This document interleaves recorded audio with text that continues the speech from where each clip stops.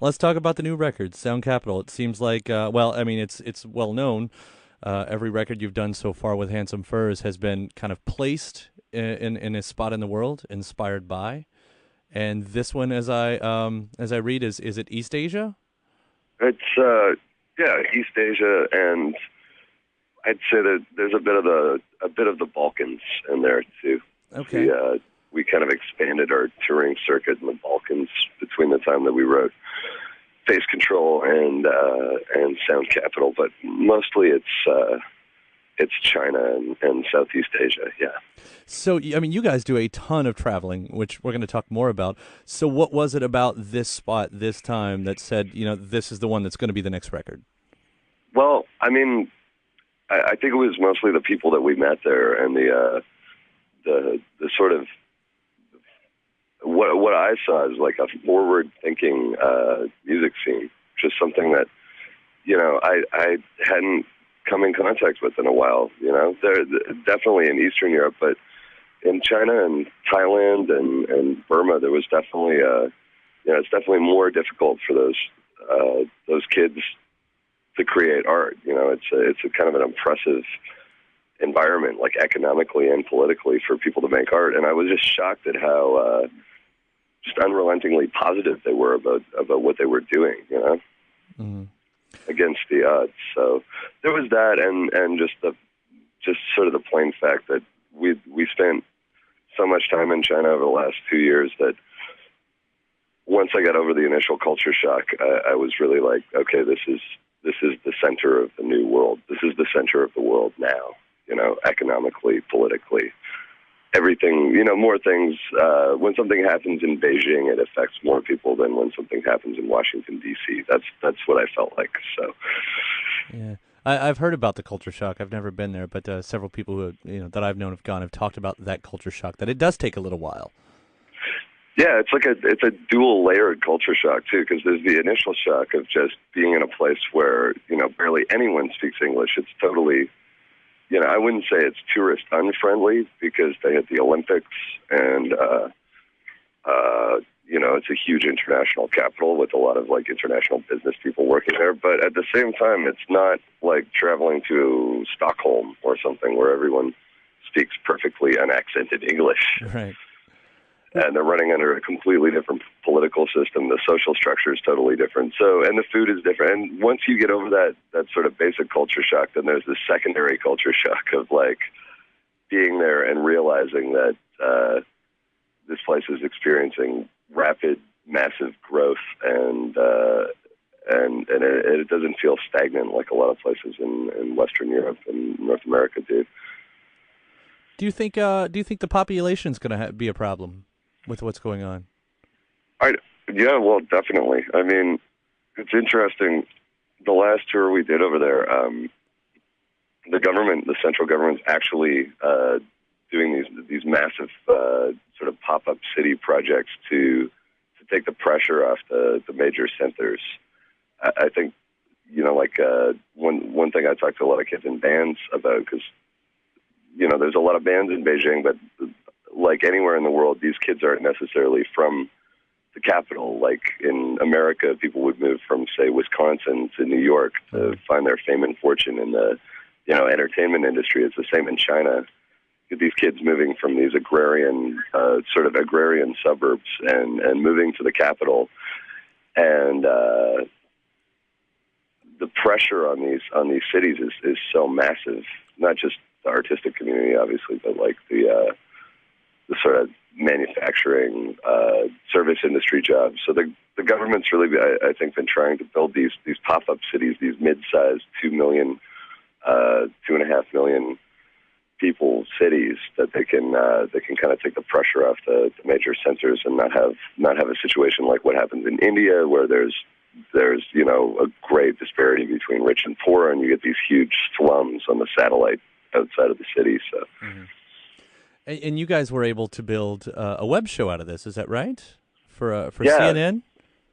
Yeah, at CNN, actually, we were playing in Austria, and these two guys showed up at the show and were really into the music, and this is in 2009, I guess. And then, we told them we were going to China. They didn't say that they worked for CNN, and couple weeks later, we got an email from one of them saying, I work for CNN, and we want to give you guys cameras and just document everything you do on your first tour there. So that's what we did. And it was kind of I felt pretty lucky to be able to do that. Right.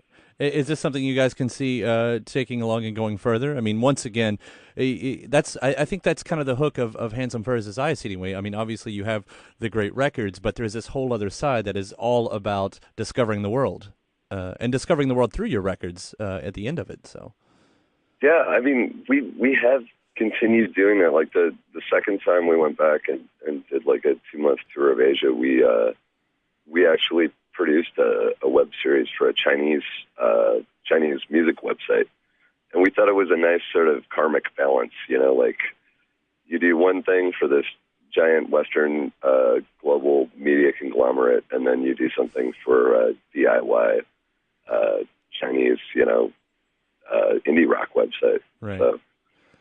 So we didn't have a lot of creative control on either of those. Oh, really? Those things. No, I mean, we were just shooting raw footage. And we didn't really have time on tour to edit it together into something coherent. So it was really in the hands of whoever was producing the ultimate, like the final cut. And how'd you feel about the final?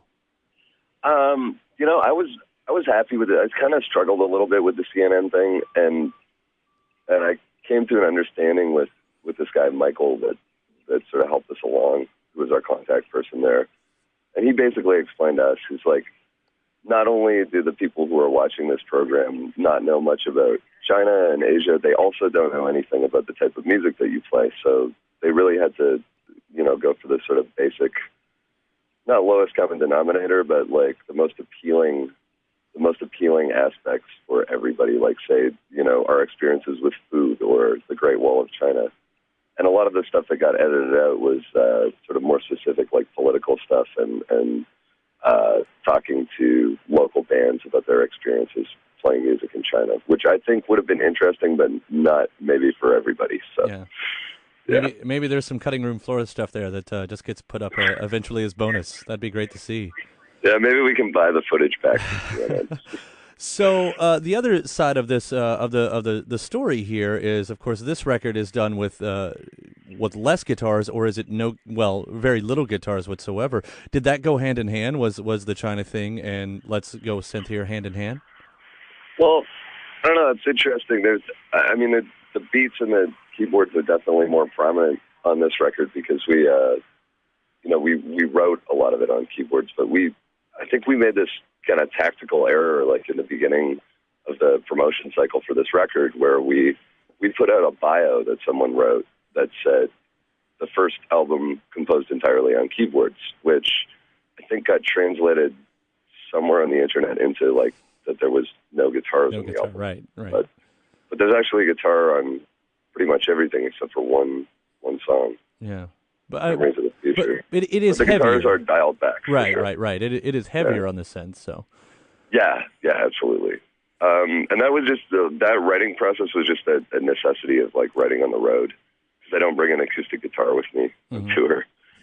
And we also kind of wanted to expand, like if you write on guitar, you get used to certain chord progressions.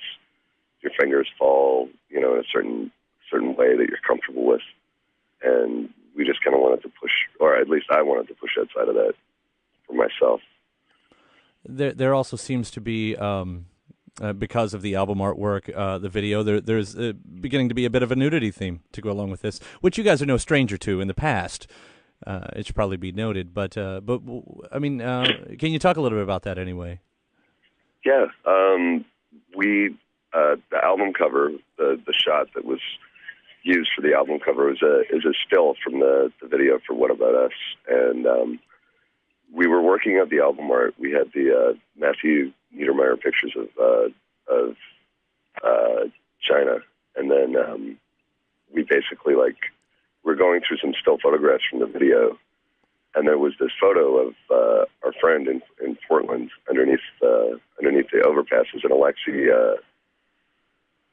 and I were just basically like, this kind of sums up a lot of the lyrical content on the record, in that we were singing songs about people that we met, in Asia who are making art human way in these totally inhuman spaces, like either politically or just architecturally, like a city like Beijing. And Carly naked underneath those overpasses seemed to sum up this sort of powerful, like, humanity in the face of that, you know. Mm-hmm. Well, it's in the face of sort of a crushing metropolis and maybe an oppressive political system too. So. Yeah. You guys consistently make everything interesting to go along with this. As I said before, it's not just the music, which is really refreshing. So, thanks again for another great record. You're always one of my favorite people to talk to. Thanks, man. What's the rest of the year looking like for you at this point? Well, we're driving across Canada, which is something we haven't actually done before. We've never done like a straight drive from Montreal to Vancouver playing shows along the way. So that's been really interesting. It's like we've been to all these places in Asia and the Balkans, but it's been totally fascinating to like sort of not do that and just go to Regina, Saskatchewan, and hang out there and try and absorb as much of the local culture as we can. So we're doing that, and then we're traveling back to the U.S. and playing in the Balkans in August. More U.S. touring, and then Europe and the Middle East, and then Asia. So wow, we're on tour till December, basically. I mean, it just seems like at this point that being on the road is more of a home than home is. Yeah, it kind of feels like that right now, but it's nice because we have a small touring group. It's Alexi, myself, our tour manager Maria. We got a like soccer mom minivan. It's filled with books and snacks and some wine, and we're just out on the open road in the summertime. I feel really grateful that this is my job and I'm not telemarketing anymore.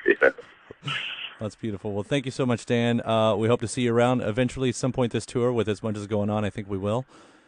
So we'll definitely make our way down there. So. Good luck out there.